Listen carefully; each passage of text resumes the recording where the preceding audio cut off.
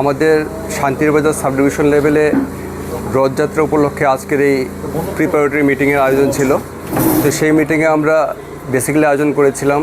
যে আমাদের safety security, পাবলিকের হিউজ গ্যাদারিং হয়, তো ওনাদের যে সেফটি সিকিউরিটি ব্যাপারটা আমরা এখানে মাথায় রেখে আজকে পর্যালোচনা বৈঠক,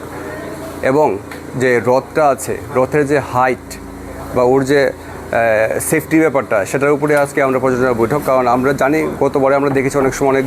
দুর্ঘটনা হয়, সেই জন্য আমরা এটা ডিউ কেয়ার নিয়ে আজকে মিটিংটা করেছি। পাশাপাশি আমাদের যে রাস্তা, যে মেইন রোডটা, যেই রাস্তার দিকে আমাদের রথযাত্রাগুলি হবে, যে পজিশনটা হবে, সেটা যাতে সুষ্ঠুভাবে হয় এবং পাবলিকের যাতে কোনো গ্যাদারিংয়ে যাতে কোনো কষ্ট না হয়, এবং বিভিন্ন অ্যাম্বুলেন্স, ফায়ার সার্ভিস, বিভিন্ন ইমার্জেন্সি সার্ভিসগুলি আছে তারা যাতে সুষ্ঠুভাবে সেই রাস্তাটা অতিক্রম করতে পারে, তার জন্য অল্টারনেটিভ রাস্তার ব্যবস্থা করা,